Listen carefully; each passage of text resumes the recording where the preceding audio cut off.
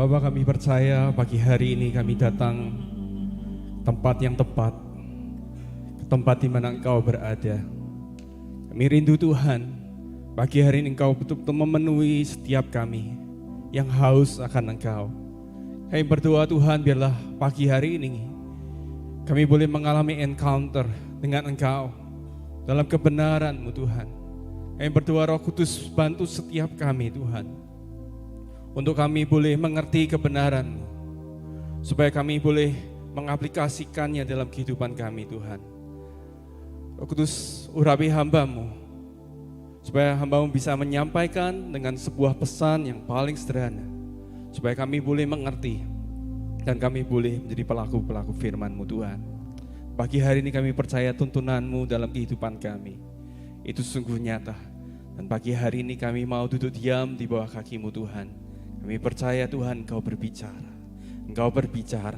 Engkau berbicara secara pribadi kepada setiap dari kami.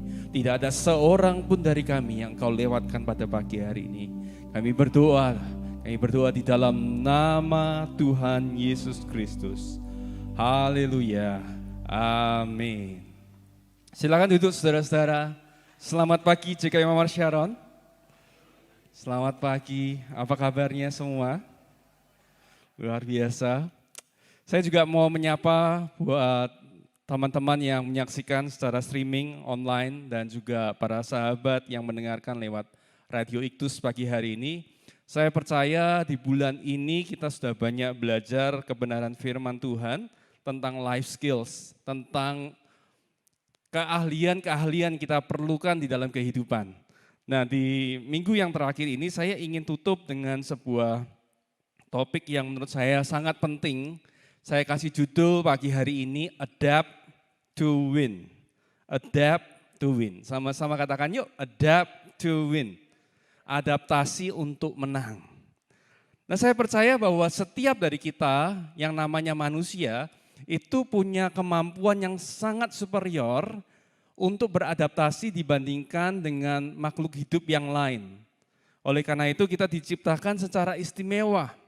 Karena apa? Kita dibentuk segambar dan serupa dengan Tuhan. Dan yang paling luar biasa ketika kita diciptakan, Tuhan itu menghembuskan nafasnya sendiri ke dalam manusia. Sehingga kita ini memperoleh bagian. Kita ini menjadi anak-anaknya. Oleh karena itu pagi hari ini saya ingin kita membuka dengan ayat pertama kita dari Ayub pasal yang ke-42 ayat yang kedua. Yuk kita lakukan sebuah deklarasi pagi hari ini. Apa yang Ayub katakan setelah dia melewati masa-masa tersulit di dalam kehidupannya. Anda siap pagi hari ini? Siap? Sudah lihat ya semuanya? Oke, siap? Dalam hitungan ketiga ya, kita baca bersama-sama. 1, 2, 3. Aku tahu bahwa Engkau sanggup melakukan segala sesuatu dan tidak ada rencanamu yang gagal. Jadi di sini kita percaya apa yang dikatakan oleh Ayub adalah sebuah kebenaran. Ayub mengalami masa-masa yang paling sulit dalam kehidupannya ketika Tuhan mengizinkan krisis terjadi. Namun di akhir dari kitab ini Ayub berkata, aku tahu bahwa Engkau punya rencana dan rencanamu tidak ada yang bisa gagal. Pagi hari ini kita belajar tentang adaptasi. Saya ingin sampaikan seorang bernama Dr. Sanderson Oni, seorang pakar kesehatan mental health, dan juga seorang pakar dalam penanganan kasus bunuh diri di Indonesia. Dia berkata seperti ini, 1 dari 4 orang akan mengalami tantangan masalah mental dalam kehidupan. Coba pagi hari ini saya minta Bapak Ibu mencerna statement ini, coba lihat ke sekelilingnya, coba cari 4 orang yang paling dekat dengan Anda. Coba lihat sekelilingnya, kasih senyuman yang paling baik. Halo, selamat hari Minggu. Ya, sudah 4 orang? Udah? Iya. Oke, sekarang bayangkan tadi 4 orang yang Anda barusan lihat. Satu di antara mereka akan mengalami masalah mental yang cukup serius di dalam kehidupan. Ya, saya nggak suruh yang tunjuk yang mana ya saudara ya, jangan tunjuk yang mana. Tapi kalau kita bicara soal kesehatan mental, bicara soal krisis masalah hidup, itu sesuatu yang sangat-sangat relevan dalam kehidupan kita, amin. Berapa banyak dari Bapak Ibu, saudara-saudara pagi hari ini yang bisa berkata, Pak, hidup saya selama ini saya bebas dari yang namanya masalah. Saya rasa tidak ada. Saya percaya pagi hari ini kita akan diberkati sekali oleh firman Tuhan. Bagaimana kita beradaptasi, ini adalah sebuah skill, sebuah keahlian yang harus kita miliki di dalam kehidupan. Mari sama-sama belajar dari firman Tuhan. Anda siap pagi hari ini? Siap? Mari kita belajar dari seorang tokoh yang luar biasa, namanya Raja Daud. Dan saya akan mulai dari 1 Samuel 30 ayat yang ketiga. 1 Samuel 30 ayat 3 saya akan buka dengan satu ayat ini untuk kita masuk dalam perenungan kita pada pagi hari ini. 1 Samuel 30 ayat 3 dikatakan ketika Daud dan orang-orangnya sampai ke kota itu, tampaklah kota itu terbakar habis dan istri mereka serta anak mereka yang laki-laki dan perempuan telah ditawan. Saudara, Daud pernah mengalami krisis dalam kehidupannya yang begitu berat. Kalau bicara soal mental health, ini sudah sampai tahapan yang sangat tinggi. Puji Tuhan, saudara, kalau Anda baca kemudian 1 Samuel 31 dan kemudian 2 Samuel 1, ternyata itu adalah lanjutan cerita terakhir sebelum dia diangkat oleh Tuhan menjadi raja. Jadi di tengah krisis hidupnya yang luar biasa, ternyata di balik itu, Tuhan itu mempromosikan dengan cara yang sangat amat luar biasa. Jadi seringkali kalau pagi hari ini kita merasa ada di dalam worst season of our lives. Kalau kita merasa di masa kehidupan yang paling sulit, percayalah ada sesuatu di balik itu. Karena saya percaya bahwa Tuhan itu tidak pernah membuang apapun di dalam kehidupan kita. Termasuk apapun yang Tuhan izinkan. Yang percaya sama-sama katakan amin. Nah saudara, ini bicara soal persepsi saudara. Saudara, kalau saya tunjukkan gambar ini saya diberkati oleh sharing dari teman saya, Pastor Ari beberapa waktu yang lalu. Kalau Anda melihat gambar ini adalah sekelompok orang yang ditutup matanya. Lalu mereka itu ada di dekat gajah dan mereka disuruh mengidentifikasi gajah itu seperti apa, menjelaskan. Nah ada yang di atas itu dia bilang gajah itu kayak sebuah fan karena dia pegang telinganya. Ada yang di dekatnya yang lagi naik tangga itu dia bilang gajah itu seperti tembok. Ada yang bilang di belakang gajah itu seperti kayak tali. Ada yang bilang yang dipegang belalai di depan bilang gajah itu seperti ular. Ada yang di paling depan itu dia berkata bahwa gajah itu pegang gadingnya dia bilang seperti kayak tombak. Jadi 5 orang ditanya apa itu gajah dan jawabannya beda-beda. Pagi hari ini kalau saya tanya kepada 5 orang apa itu masalah, apa itu krisis, saya percaya jawabannya juga beda-beda. Nah coba lihat gambar selanjutnya ini. Saya mau tes pagi hari ini ya, Anda sudah sadar apa enggak ini? Ya, berapa banyak dari Bapak Ibu yang melihat gambar seorang gadis muda yang cantik? Angkat tangan. Angkat tangan. Ya, yang di online juga bisa lihat. Ya, angkat tangan ya, Anda bisa bilang di chat gadis muda. Saya lihat. Oke. Berapa tadi tangannya yang terangkat? Sorry, bisa diulang? Oke.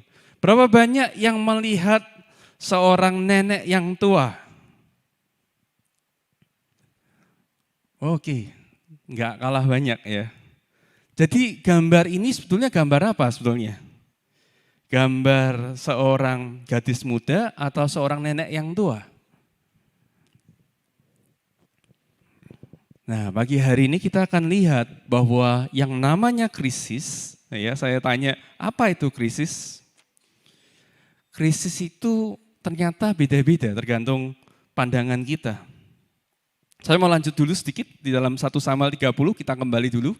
1 Samuel 30 ayat 4 sampai 6. Setelah mereka tahu bahwa kota mereka dibakar habis, ini yang dikatakan firman Tuhan. Lalu menangislah Daud dan rakyat yang bersama-sama dia itu dengan nyaring sampai mereka tidak kuat lagi menangis. Ini serius, kalau ngomongin mental health, ini serius banget masalahnya. Juga kedua istri Daud ditawan, yaitu Ahinoam, perempuan Yisrael, dan Abigail, bekas istri Nabal, orang Karmel itu. Dan Daud sangat terjepit, karena rakyat mengatakan, nah seringkali apa yang dikatakan orang itu sering membuat tambahan mental, tambah beban mental ya. Karena rakyat mengatakan hendak melempari dia dengan batu. Seluruh rakyat itu telah pedih hati, masing-masing karena anaknya laki-laki dan perempuan. Jadi bayangin, Daud itu sudah mengalami masalah krisis yang besar. Musibah istilahnya. Ditambah lagi masalah, pengikut-pengikutnya itu sudah bilang, sudah ngobrol, mereka ingin lakukan sesuatu kepada Daud. Ya. Tapi yang saya suka dalam ayat di kalimat terakhir dari ayat ini dikatakan tetapi Daud menguatkan kepercayaannya kepada Tuhan Allahnya. Pagi hari ini kalimat ini biarlah jadi fokus kita. Di tengah situasi krisis apapun yang Tuhan izinkan terjadi, jangan pernah lupa untuk menguatkan kepercayaan kita kepada Tuhan. Amin. Amin. Jadi kalau kita ngomongin krisis, sebetulnya apa sih definisi krisis? Saya percaya bahwa krisis itu bukan sebuah realitanya, bukan faktanya, tetapi sebuah persepsi. Saya tuliskan bahwa krisis adalah ketidakseimbangan yang dihasilkan oleh ancaman atau penyesuaian yang dirasakan sulit untuk ditangani. Contoh ya, harga minyak goreng beberapa waktu yang terakhir naik ya saudara ya. Harga gula naik. Itu krisis apa bukan? Itu adalah faktanya. Tetapi buat beberapa orang itu adalah sebuah krisis karena mereka tidak mampu untuk menyesuaikan diri. Contoh, kalau yang pedagang tahu, pedagang tempe goreng yang di pinggiran jalan, pedagang kaki lima, harga minyak goreng naik, mereka ingin naikkan harga jualan mereka dan mereka nggak bisa. Karena pembeli mereka cuma bisa terima di harga sekian gitu contohnya. Itu buat mereka ancaman, betul? Itu sebuah ancaman karena mereka nggak bisa menyesuaikan. Contoh lagi, harga minyak naik tinggi, yang jualan oli bingung misalnya. Mau naikin, harganya susah, barangnya susah. Tapi mau tetap bertahan juga menjadi sebuah dilema. Saya harus bagaimana ini? Harga terus naik dari supplier, tapi mau jual ke customer nggak bisa. Nah, itu adalah ancaman atau krisis. Nggak bisa menyesuaikan kepada keadaan yang baru. Jadi krisis adalah ketidakseimbangan yang dihasilkan oleh ancaman atau penyesuaian yang dirasakan sulit. Jadi krisis itu sebetulnya bukan faktanya, saudara. Bukan karena ada perang Ukraina terus kemudian harga-harga naik. Ya, kalau sekarang Bapak Ibu amati, kalau Anda beli bensin ya atau solar, sekarang ada tulisannya di bawah. Yang Anda dapatkan itu ada subsidi dari pemerintah sejumlah segini dan segini. Jadi sebetulnya kita pun sudah dalam tanda kutip disubsidi. Banyak dari kita tanpa sadar bahwa kalau keadaan yang sesungguhnya dibiarkan, harga yang sesungguhnya, krisis yang betul-betul terjadi itu betul-betul lebih terasa di tengah-tengah kita. Nah jadi itu, krisis adalah ketidakseimbangan yang dihasilkan oleh ancaman atau penyesuaian. Ini ada sebuah Chinese filosofi yang menurut saya bagus, nggak ada hubungannya sama Alkitab, tapi saya ingin singgung sedikit ya. Kata Weiji atau kata ancaman, krisis itu berasal dari kata weishan dan jihui. Dari kata bahaya dan kata kesempatan. Menarik. Jadi orang-orang Chinese itu punya filosofi bahwa yang namanya krisis itu punya dua komponen. Yang pertama adalah ada youwei atau ada bahaya. Yang kedua adalah ada youji atau ada kesempatan. Jadi kalau kita ngomongin masa sulit, itu mereka melihatnya ada dua dimensi. Ini adalah bahaya, sebuah ancaman, tetapi juga dalam waktu yang bersamaan ada kesempatan. Nah, pagi hari ini saya ingin bahas ini. Bahwa Daud di dalam krisis yang terjadi dalam kehidupannya, dia melakukan satu langkah pertama yang paling tepat. Yaitu apa? Dia menguatkan kepercayaannya pada Tuhan. Nah, sudut pandang di dalam krisis itu sangat menentukan segalanya, saudara. Dan saya mau katakan lebih spesifik lagi, cara pandang atau bagaimana kita mengenal pribadi Tuhan di dalam kehidupan itu akan sangat menentukan langkah-langkah yang kita akan ambil. Cara kita, bayangan kita siapa Tuhan buat kita, itu akan sangat-sangat berpengaruh dengan apa yang akan kita lakukan. Kita lanjut lagi ya, di dalam 1 Samuel, sebelum masuk itu saya mau katakan bahwa kejeniusan seorang Daud itu tercermin dari ketahanannya secara spiritual. Daud ini dicatat dalam Alkitab, saya percaya punya maksud supaya ini menjadi contoh buat kita. Daud adalah seorang yang menurut saya, orang yang punya spiritual IQ yang luar biasa. Nanti saya akan jelaskan sedikit apa itu spiritual IQ. Dia punya kesadaran akan hal-hal rohani, pengenalan akan Tuhan yang menurut saya sangat amat membantu pada waktu krisis. Ya, kita akan baca di 1 Samuel 30, lanjut. Lalu Daud memberi perintah kepada Imam Abiatar bin Abimelek, bawalah efod itu kepadaku. Maka Abiatar membawa efod itu kepada Daud. Kemudian bertanyalah Daud kepada Tuhan, katanya, haruskah aku mengejar gerombolan itu? Akan dapatkah mereka kususul? Dan ia berfirman kepadanya, kejarlah, sebab sesungguhnya engkau akan dapat menyusul. Engkau akan dapat menyusul mereka dan melepaskan para tawanan. Lalu pergilah Daud bersama ke-600 orang yang bersama-sama dengan dia dan sampailah mereka ke sungai Besor. Sementara orang-orang yang mau tinggal di belakang berhenti di sana. Saya mau berhenti sampai sini. Tadi saya berkata bahwa krisis itu terdiri dari dua dimensi. Apa? Bahaya, satunya apa? Kesempatan. Tahukah bahwa pada saat Daud itu menguatkan kepercayaannya kepada Tuhan, ada yang terjadi. Ada sudut pandang yang berubah. Tadi kalau kita baca sebelumnya, dikatakan bahwa mereka menangis, betul? Dan menangisnya bukan menangis bombay, benar-benar menangis. Sampai apa? Sampai tidak bisa menangis lagi.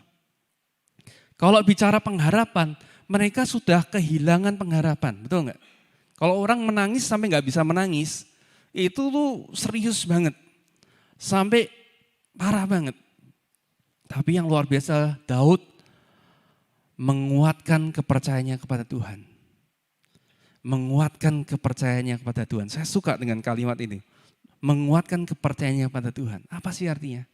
Banyak orang, saudara ya, kalau terjadi musibah, Anda keluar dari gereja gitu ya, pagi ini, terus tiba-tiba mobil Anda nyerempet mobil orang lain dan Anda harus ganti. Kira-kira Anda merasa, pernah mikir gini enggak? Wah, ini hukuman dari Tuhan. Ini mungkin gara-gara tadi di kebaktian gitu, saya kurang perhatian sama khotbahnya gitu. Coba colek kanan kirinya bilang, makanya perhatian gitu ya. Oke, kan sering kali kita begitu ya. Oh, tadi saya lupa Pak ngasih persembahan, makanya begitu keluar langsung keserempet bemo gitu misalnya. Di Semarang nggak ada bemo. Keserempet lah, tiba-tiba sial, tahu-tahu ada handphonenya jatuh atau bagaimana, kita menganggap itu sebagai hukuman dari Tuhan, betul nggak? Nah, saya mau katakan bahwa apa yang kita lakukan itu sangat tergantung dengan pengenalan kita akan Tuhan. Daud, dia bisa melakukan hal yang sama. Kota sudah terbakar, semua keluarga sudah tertawan. Mestinya dia bisa berkata begini, loh ini hukuman dari Tuhan. Loh ini musibah, mungkin ada dosa yang saya lakukan. Iya enggak? Bukankah kebanyakan kita seperti itu? Langsung cari kambing hitam, apa ya?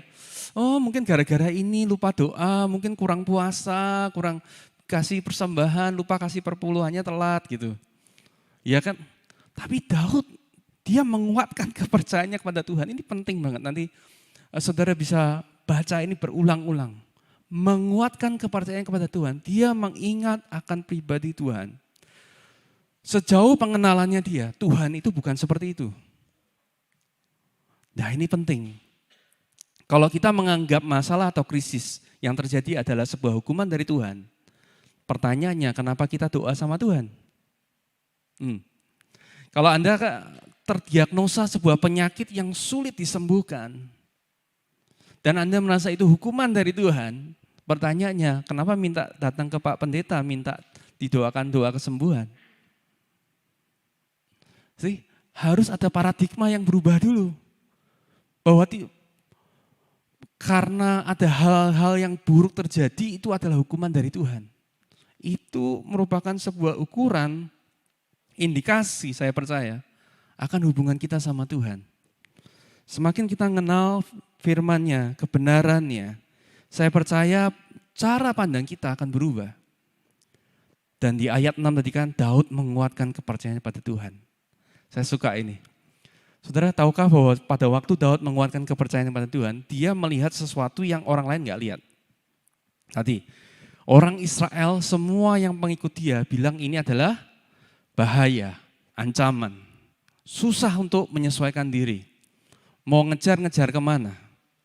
Tetapi dia melihat yang beda. Apa yang dia lihat kira-kira? Saya membayangkan apa yang Daud pikirkan.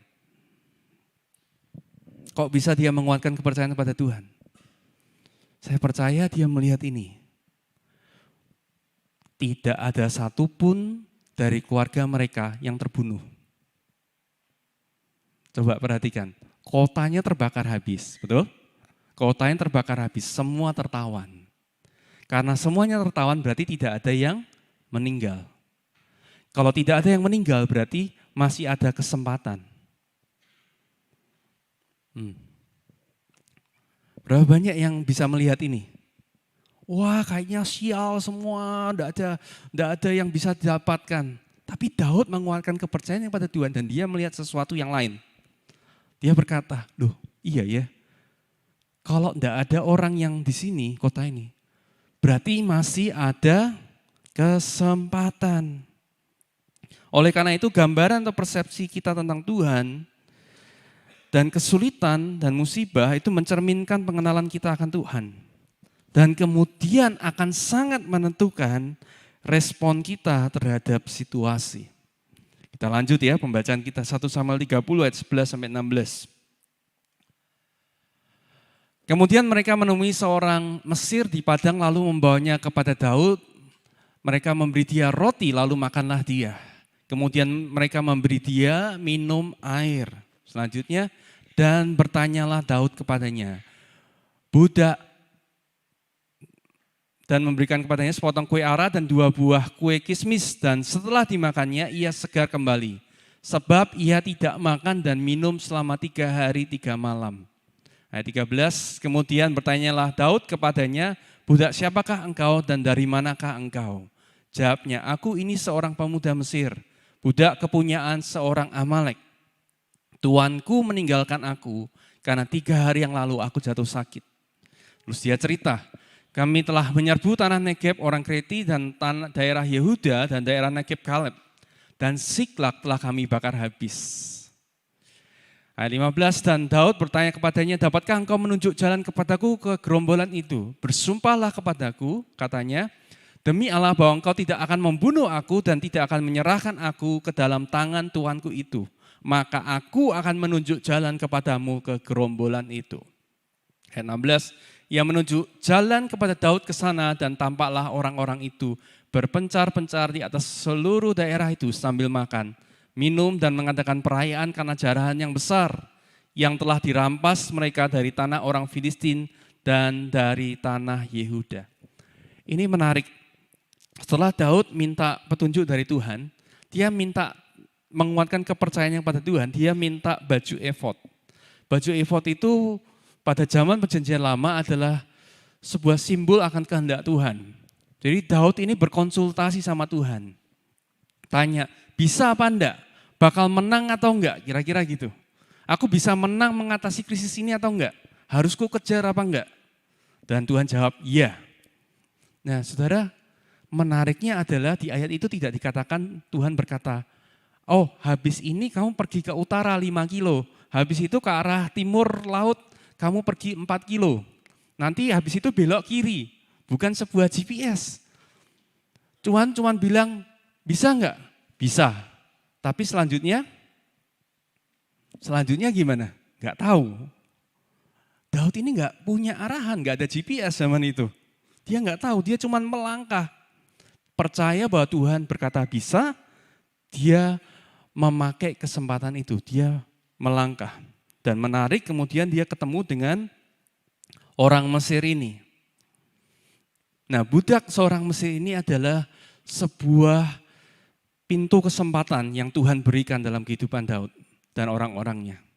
Saudara bayangin kalau Anda barusan dijahatin sama orang, terus Anda ketemu sama orang yang merupakan bagian dari orang yang jahatin Anda.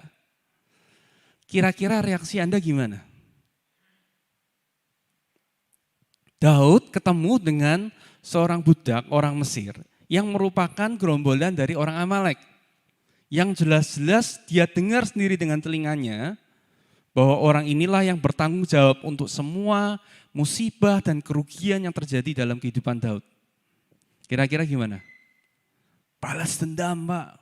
Habisin aja. Sudah mau mati kok, sekalian aja. Tapi Daud melakukan sesuatu yang beda. Dia membangun hubungan yang baik dengan orang ini. Saudara, tahukah bahwa di dalam sebuah krisis atau kesulitan, aset terbesar yang kita miliki itu ada 2. Saya minta tim praise and worship bisa maju ke depan. Sama-sama katakan yuk. Hubungan baik dan nama baik. Sekali lagi yuk. Apa? 2 aset yang kita miliki dalam sebuah krisis, hubungan baik dan nama baik. Tahukah saudara bahwa Daud ini punya reputasi yang luar biasa. Kalau kita baca beberapa pasal sebelumnya, pada saat dia berhubungan dengan Nabal, dia itu punya kesempatan, punya alasan untuk membalas kejahatannya Nabal. Tapi dia menjaga nama baiknya, dia melakukan hal yang benar di hadapan Tuhan. Di peristiwa ini, dia juga punya kesempatan yang sama. Ini orang sudah tergeletak, sudah gak bisa apa-apa. Tapi dia tetap melakukan hal yang benar di hadapan Tuhan. Dan tahu gak saudara, hubungan baik yang dia bangun dengan orang ini, ternyata adalah jalan keluar dari krisis yang dia sedang hadapi.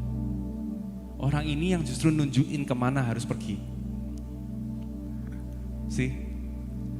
Berapa banyak dari kita kena ngalami gini, Tuhan hari-hari ini benar-benar krisis. Tabungan rasanya sudah nggak ada uang lagi. Di tabungan sudah mendekati nol. Tapi bukankah kita punya aset yang lain? Kita bicara life skills, ada aset-aset yang lain. Aset itu namanya apa? Hubungan. Ada begitu banyak peristiwa dalam kehidupan saya, di mana saya merasa Tuhan itu menolong. Dan Tuhan nolong itu bukan dengan uang, tapi dengan namanya hubungan baik. Hubungan baik, orang yang Tuhan kirim dalam kehidupan. Oleh karena itu saudara, ingat bahwa nama baik, reputasi itu penting banget. Ya di saat kita terpuruk, di saat kita nggak punya apa-apa, nama baik itu seringkali lah yang menyelamatkan. Ya Tuhan kirim orang-orang yang sudah Tuhan siapkan. Saya mau baca selanjutnya dalam ayat 17 dikatakan, dan pada keesokan harinya Daud menghancurkan mereka dari pagi-pagi buta sampai matahari terbenam. Tidak ada seorang pun dari mereka yang lolos, kecuali 400 orang muda yang melarikan diri dengan menunggang unta. Daud melepaskan semua yang dirampas oleh orang Amalek itu, juga kedua istrinya. Kok Daud? Juga kedua istrinya dapat dilepaskan Daud. Tidak ada yang hilang pada mereka, dari hal kecil sampai hal yang besar, sampai anak laki-laki dan anak perempuan, dan dari jarahan sampai segala sesuatu yang telah dirampas mereka, semuanya itu dibawa Daud kembali. Happy ending, saudara. Ya kalau kita nonton filmnya tutup dengan happily and they live happily ever after gitu ya. Daud keluar dari krisis ini sebagai pemenang. Dia mendapatkan semua yang hilang. Dan justru dari peristiwa ini, dari krisis yang besar dalam hidupnya, justru dia dipromosikan menjadi seorang raja.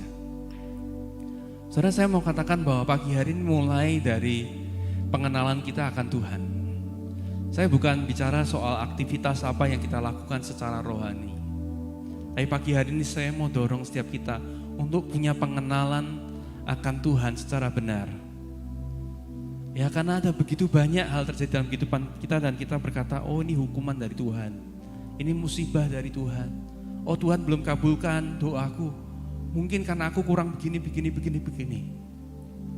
Pagi hari ini saya mau bilang kepada Bapak Ibu Saudara-saudari bahwa semua yang kita perlukan itu semua sudah dipenuhi, semua sudah digenapi. Kenapa? Digenapi oleh Kristus Yesus pada waktu Dia berkorban untuk kita. Jadi bukan ukurannya bukan perbuatan baik kita, performa kita, religius kita yang melayakkan kita untuk mendapat reward dari Tuhan. Tapi semuanya sudah dibayar oleh Tuhan Yesus. Yang pada waktu disalib Dia berkata, te teles tai, sudah dibayar lunas. Kebaikan Tuhan bukan karena apa yang kita lakukan. Kemurahan Tuhan bukan karena hasil usaha kita. Tapi oleh apa yang Tuhan Yesus telah lakukan untuk kita. Daud mengenali itu, dan dia bisa mengambil langkah yang tepat. Tadi saya berkata spiritual IQ, saudara, penting sekali. Saudara, kita terdiri dari 3 bagian. Amin. Setiap dari kita terdiri dari apa?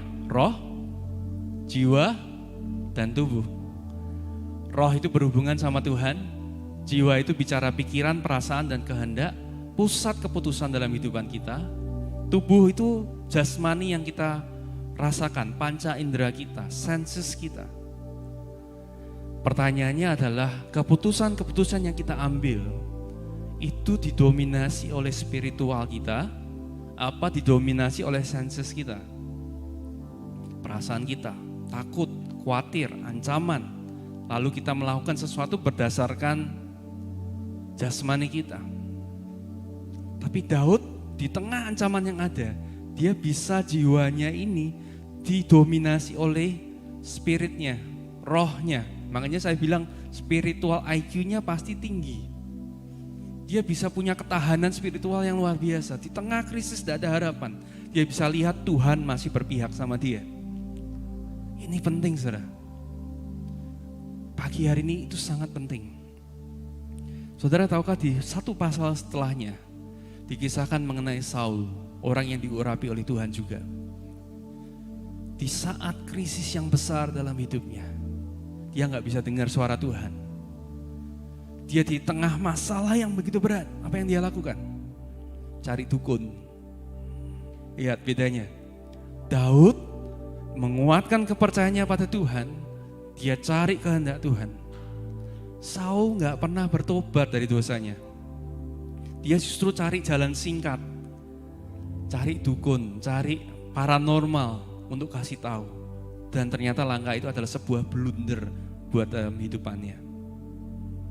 Saudara, tergantung dari cara pandang pengenalan kita akan Tuhan akan sangat menentukan apakah kita bisa melihat sebuah krisis sebagai sebuah bahaya atau sebagai sebuah kesempatan. Saya mau tutup dengan ini, bahwa Tuhan adalah ahlinya dalam menunggangi segala macam situasi yang Dia izinkan untuk kebaikan kita. Yuk sama-sama katakan, yuk sama-sama. Tuhan adalah ahlinya dalam menunggangi segala macam situasi yang Dia izinkan untuk kebaikan kita yang mengasihi Dia, yang terpanggil sesuai dengan rencananya. Saudara, Dia tidak pernah membuang apapun dalam kehidupan kita. He wastes nothing. Roma 8 ayat 28. Kita tahu sekarang bahwa Allah turut bekerja dalam segala sesuatu untuk mendatangkan kebaikan bagi mereka yang mengasihi Dia, yaitu bagi mereka yang terpanggil sesuai dengan rencana Allah. Pagi hari ini yuk kita ambil waktu renungkan firman Tuhan pagi hari ini, kebenaran firman Tuhan. Di dalam Kristus kita selalu punya alasan untuk punya pengharapan. Selalu ada kesempatan untuk kita mengalami Tuhan di tengah momen-momen terendah dalam kehidupan kita. Pagi hari ini saya mau untuk kita refleksi. Pagi hari ini jujur, jawab pertanyaan ini. Sebetulnya seberapa kenal aku dengan Tuhan pagi hari ini? Apa yang jadi bayanganku? Siapa itu Tuhan buat aku? Apakah Dia masih berpihak padaku pada waktu semua situasinya sulit? Pada waktu ada krisis dalam kehidupan? Kalau pagi hari ini engkau berkata, Pak Iman, jujur ternyata selama ini dari respon-respon yang aku lakukan di dalam krisis, ternyata aku belum kenal pribadinya. Pagi hari ini saya ajak kita ambil waktu, yuk buat komitmen sama-sama pagi hari ini. Kalau itu Anda merasa Anda belum terlalu kenal, izinkan saya untuk mendoakan Anda. Taruh tangan kanan Anda di dada pagi hari ini. Tuhan, pagi hari ini kami berdoa. Lewat kebenaran-Mu kami disadarkan akan pentingnya untuk kami mengenal Engkau. Untuk kami punya respon yang benar dalam krisis yang Engkau izinkan dalam kehidupan kami. Kami bersyukur Tuhan kalau You waste nothing. Kalau Engkau tidak pernah menyia-nyiakan apapun di dalam kehidupan kami yang Engkau izinkan. Pagi hari ini hamba-Mu berdoa Tuhan, biar setiap kami Tuhan beroleh pengenalan akan Engkau yang lebih lagi. Pagi hari ini Tuhan, di tengah keterbatasan kami, pengetahuan kami akan Engkau, kami mau Tuhan punya hati yang lapar dan haus akan Engkau. Roh Kudus bantu kami. Kalau itu Anda, katakan Roh Kudus bantu saya. Katakan dengan tulus, Roh Kudus bantu saya pagi hari ini. Untuk boleh mengenal Yesus. Untuk boleh mengenal Tuhan Yesus. Pribadi yang paling aku andalkan. Pribadi yang paling aku butuhkan. Terima kasih Tuhan. Kami berdoa Tuhan pagi hari ini. Setiap tangan yang kami taruh di dada kami Tuhan. Sebagai bukti Tuhan. Kami betul-betul rindu Tuhan untuk mengenal Engkau. Roh Kudus jamah kami. Jamah setiap kami. Jangan lewatkan momen ini. Kami percaya Tuhan bila setiap dari kami pagi hari keluar dari ruangan ini. Kami mengalami encounter dengan Engkau Tuhan. Ternyata Engkau tidak seperti yang kami bayangkan. Engkau tidak seperti yang banyak orang lain katakan tentang Tuhan. Pagi hari ini kami bukan hanya ingin mendengar dari pengkhotbah, dari pendeta. Tapi pagi hari ini kami ingin mengalaminya sendiri Tuhan. Engkau Bapa yang mengasihi kami, yang selalu dan selalu ada di pihak kami Tuhan. Terima kasih Tuhan. Tumbuhkan pengenalan kami akan Engkau Tuhan. Berikan kehausan dan kelaparan akan pribadi-Mu di dalam nama Tuhan Yesus Kristus. Terima kasih Tuhan untuk pagi hari ini. Kami mengucap syukur untuk kebenaran firman-Mu. Biarlah firman boleh dimeteraikan dalam setiap kehidupan kami. Dan kami berdoa, biarlah pagi hari ini kami boleh terima berkat yang terbaik dari Engkau saja Tuhan. Terima kasih Tuhan.